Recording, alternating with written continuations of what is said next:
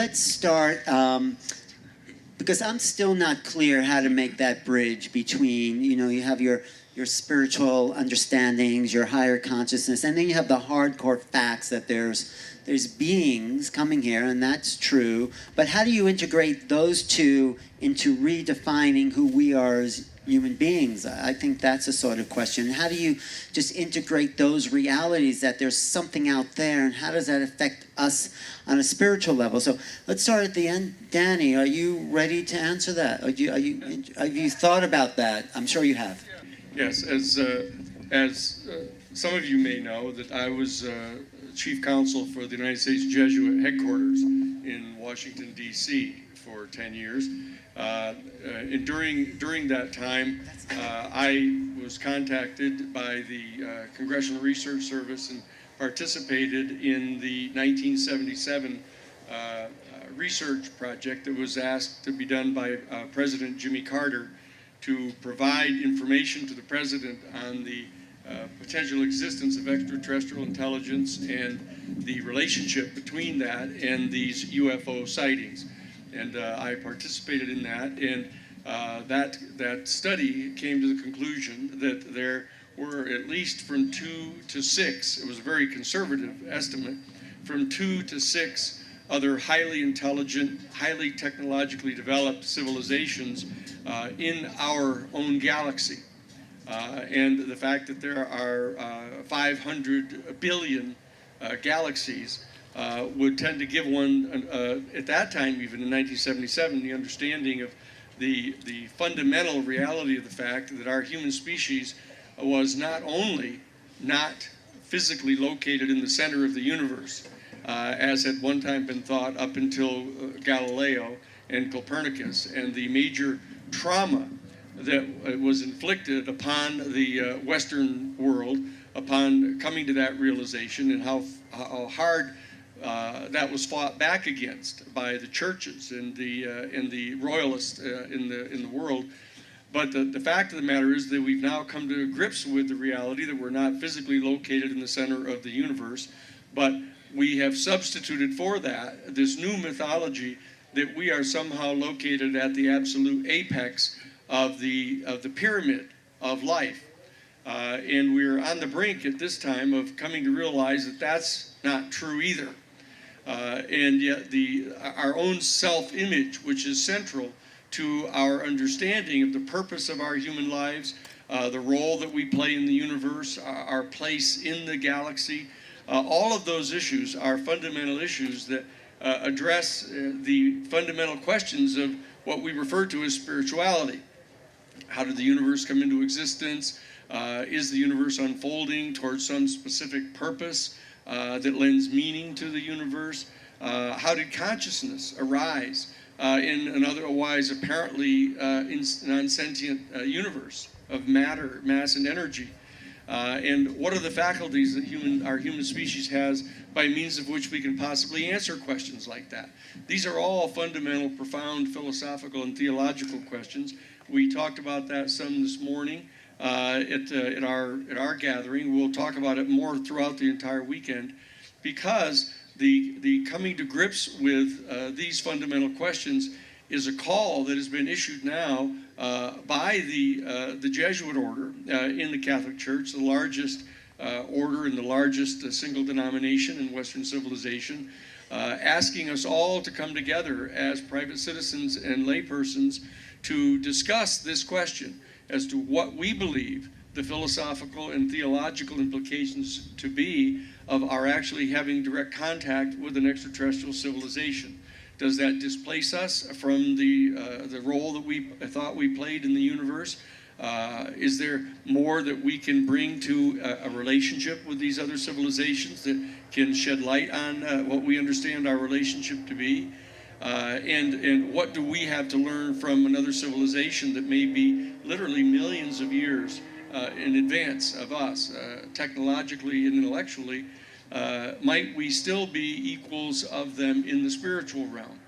These are all fundamental questions that we're going to be talking about this weekend, and they begin to set the stage for the dialogue that we need to have as lay people, as people who have special spiritual gifts to bring.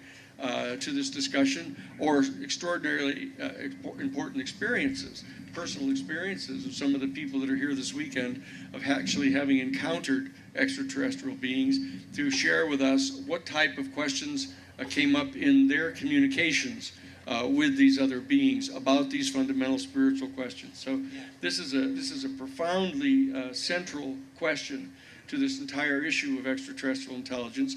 And we have a panel here today of people that have important opinions about that, and they're here to share them with you this evening at the beginning of our gathering here together this weekend.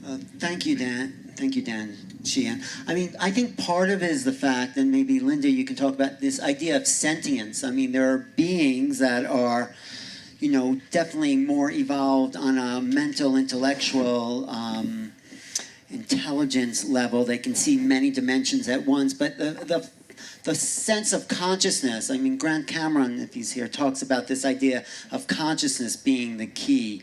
And so where does sentience and consciousness fit into this equal exchange that we have when we meet these EBINs, extra-biological entities? So many times people have asked me, how could you go out into pastures by yourself and cut tissue and put it in formalin and get it back to scientists, and why wouldn't you be terrified? And when I think back to, you mentioned what happened to me in the mountains, and I'll just share the story because it goes to the heart of that question also about fear in the face of unknown extraterrestrials, other dimensionals, time travelers. I was 21 years old, and I was up in the mountains with my brother and cousin, and I had climbed a mountain because I liked to do that physical climbing and come down. And my brother was fishing and my cousin was reading, and I had gone up with the idea that I would get down in time for, they were going to cook dinner down at the river. And I was very familiar with this path and with this mountain in Johnson Creek in the, up in the Salmon River country of Idaho. And I remember that I had gotten up to this place that I like to go to look in a large vista, and I had turned around and started back. And I noticed the first thing were orange beams of light to my right coming down through the trees, not exactly like sunlight. It was a very strange change in the atmosphere at that moment. And my last memory clearly was that I'm walking toward these orange beams of light with great curiosity. That's what I remember. What is this? When I felt like when 24 frames in a camera are run back at 96 and everything is moving in slow motion suddenly, and I remember that very clearly, but no fear. And then my next memory is that I'm down further in the mountain and I'm on a path. It was June, and the summer flowers were beginning to come out. And I realized that along the path that there were flowers that were pulsing. They were pulsing light. They were brilliant white with orchid borders. And I had a reaction to seeing the flower pulsing in light to run to make everything go back to normal. Not out of fear, but out of a certain confusion of what is happening. And I ran and stopped, and then as far as I could see, all around me, all of the flowers were pulsing this bright, brilliant white light that had this orchid edge. And when I look back up now, the mountain, the sun had just gone down behind this big mountain. And for those of you who have ever seen the Van Gogh paintings in the last year of his life, and especially the Starry Night, and you see the energy doing this inside of a hill or a mountain, that's exactly what it looked like, but for real to my eyes. And the whole mountain seemed to be breathing. And there were 2 or 3 stars as the sun went down that came out, and now they're pulsing exactly like the flower. And I remember suddenly feeling like there was pressure and there was some kind of a temperature. And I had been standing there in awe of what is happening, but something raised my hands in front of me, and a thought voice came into my mind as I'm watching my hands rise up in front of me, and it said to me, "You are one with the light is one with you, and you are in the hands of God forever."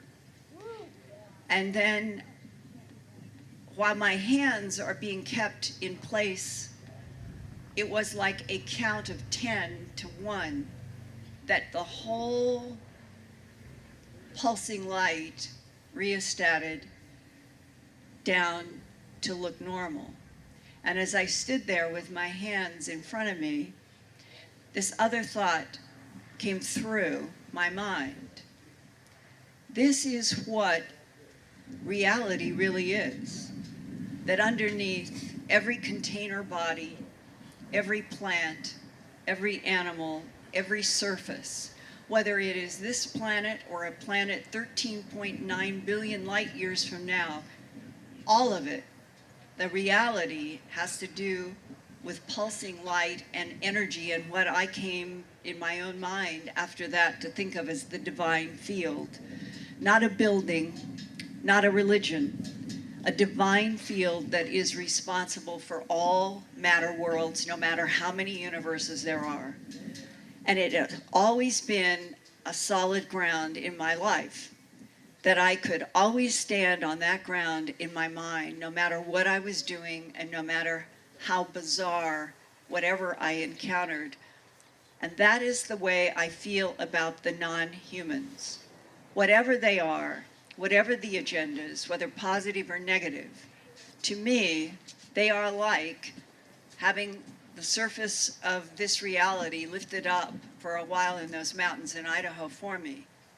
And then when it was closed back down, you can't experience that without the rest of your life. You have that in everything you do.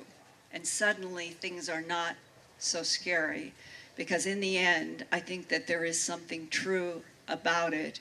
And so when you ask the question, where is the bridge? Where is the union? Where do we get from where we are in a world that is now so disconnected and so harsh to what everybody would like, which is peace and life being cherished? We're on a planet where the life is not cherished. And if we made that transition, then how could non-humans be frightened? Yeah. Thank you, Linda. You also brought up the point of a kind of altered reality, a shift in consciousness that awakens, and sometimes it awakens when you're meeting these ETs. You're shifted in consciousness because they don't exist in the same field we exist in. So we shift, we kind of go into an altered state. And Dr. Dream, you work with that kind of stuff, don't you? Shifting people and getting into those states, and talk about your... Yeah, this whole conversation for the panel has unfolded in a very interesting way for me. You started out by talking about DMT and being produced in our brains. And it immediately took me back to the fact that if it weren't for DMT and my experiences with this powerful teacher, I wouldn't be sitting here right now. That was my breaking open part of the experience. That opened me up to, I grew up Jewish in Omaha, Nebraska. I needed something really powerful to crack this one open. And there's a lot of truth in that. My parents were conservative, relatively conservative in this and that, and there wasn't yoga and meditation being done around me. And after well over 100 experiences with what I refer to as the others, the beings that I come into contact with in the DMT experience, my level of fear about what we will be encountering in the future is non-existent. I have, for me, I have no concerns about what the beings and what our experience will be. It is what it's done for me in my life and in my spiritual life, and what my life is about and my outreach is I'm not so focused on what I'm not experiencing right now. I'm not searching, I'm not calling forth contact with other beings. At this time, what I'm feeling is the most fertile opportunity is the inner journey. And so my experience at this time is taking everything in my outer experience of reality and bringing it back for me in the inner journey, and to learn my lessons and to assist me in expanding and moving more completely into the energies that you were talking about, cherishing and peace and everything like that. And to me, that's the greatest that I can do right now. And it's what keeps me, after all of these experiences that I've had, completely out of this reality, and yet as solid and as real as I sit here right now, and as I touch your shoulder and I touch your knee. After all of that, They know each other. after all of that, it's really about how to stay grounded here. It's about how to expand into who I came here to be. And that's become my focus, and everything else that I encounter keeps bringing me back to that and allowing me to just completely and more fully expand into those energies. And as far as everything else, I'm open to contact, I'm open to all of it, and really having gone through a process of releasing ideas of what it may all be about and opening up to the true reality of what it is. Thank you.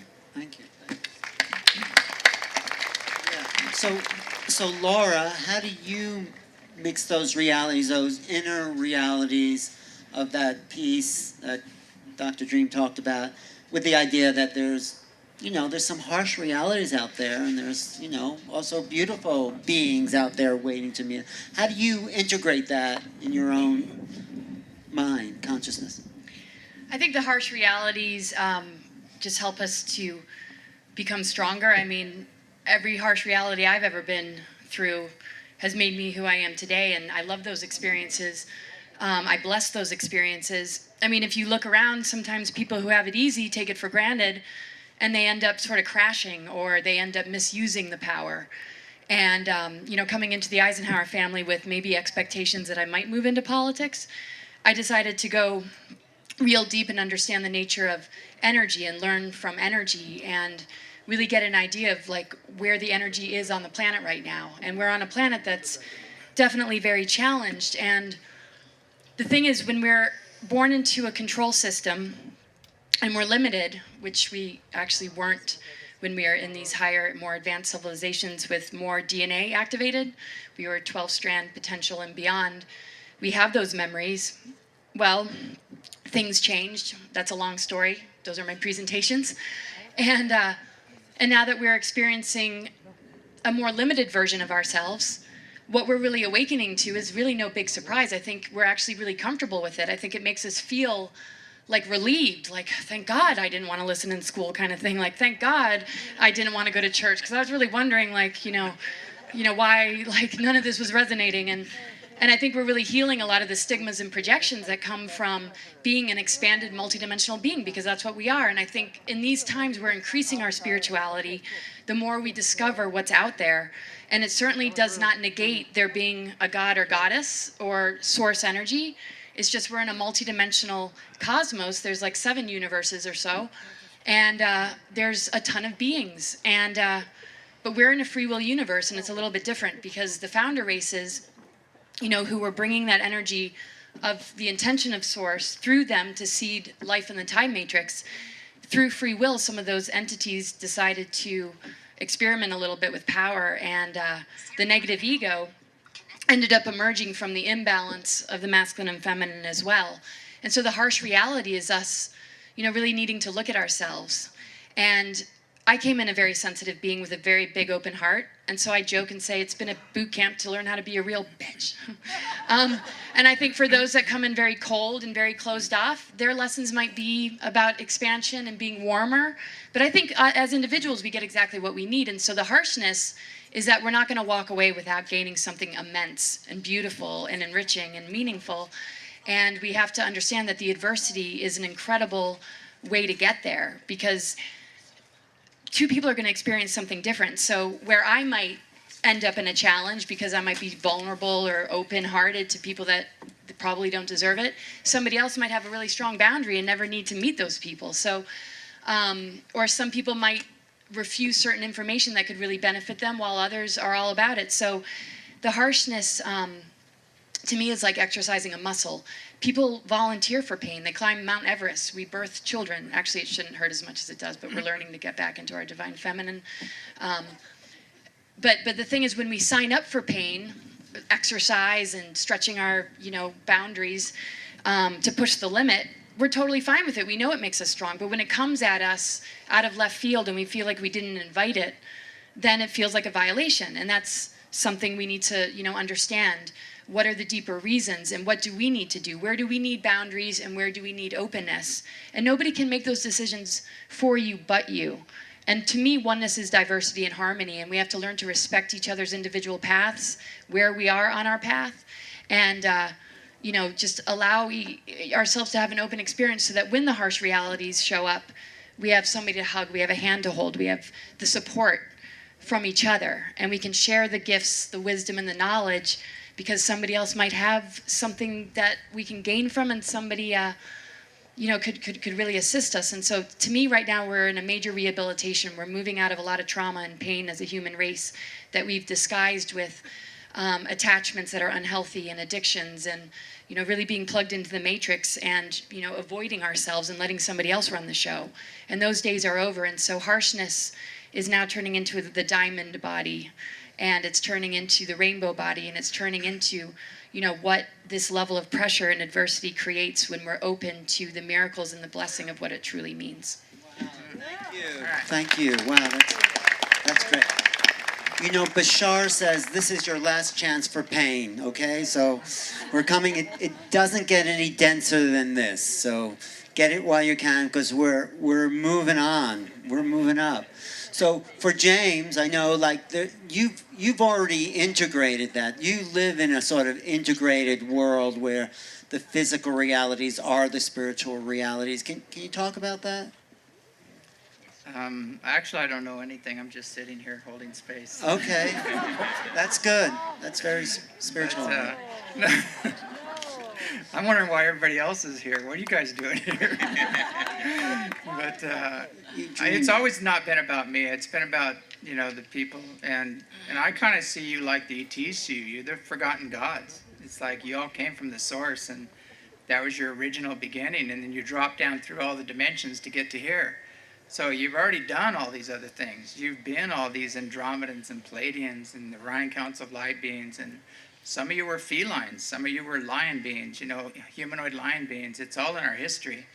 And we've all done this, but we think we're a personality in a body, but we're this vast being, the multidimensional being, once we get past the personality in the body. So what happened to me, I had to die to figure this out. I had a couple near-death experiences, and I crossed over and I went through the tunnel, and I ended up in that plane of bliss and met some wonderful beings there. And the door has been open ever since. But it's allowed me to go forward or backward in time, and also I can read other people's books, and I look at people and I see who you are. I see where you've been, and I can see there's so much more to you than you've figured out yet. Some of you have figured it out, but it's I'm all here about awakening people to their own divinity and that multidimensional divinity, and we are these vast multidimensional beings, and we exist on a vibrational continuum. And once you kind of get out of this little meat suit here and start going up the levels, you start realizing that you have friends and family in other realms, and the other amazing civilizations out there that are coming here right now to help us. And I'm all about planetary liberation, and that's what we're in the middle of right now. And we have the ancient Anunnaki, the benevolent ones are back. They've returned, and they've brought the lion beings with them. Yeah, you have a message from the lion beings, I right? actually have a recording of the yeah. lion beings if you all wanted to hear it. Yeah, But, yeah. They want to hear it. let's see if we can Okay. cue this up. But, Is this, did they do this special for Contact, your lion friends? yeah, what happened was they came over 3 phones at the same time. Somebody was recording a Christmas song, and they came over her phone, and she was a lawyer for the Cherokee Nation and the Hawaiian Nation. We were working with the Shaka movement to kind of get rid of the GMOs and things over in Maui. And another friend of mine, Miles, it came over his phone too at the same time. And I was talking to my sister, and it came over my phone. Well, we got a recording in it. And I want to warn you, this is a 17-foot tall being. He's very deep. His voice is very deep. It's kind of foreboding. It's very benevolent. Get out of fear, drop into your heart, and you'll feel the energy. And it's a language we'd never heard before. And he also purrs. He starts purring as he's talking through the. And so These are the lion beings, you said? Lion? they're feline beings, and they, Feline. like Sekhmet and Narisha in India, they were the protectors of the gods. They've been around forever, and now they're back. Okay. And they're here to protect the forgotten gods, which is you, if you want to attune to them. So we'll go ahead and play this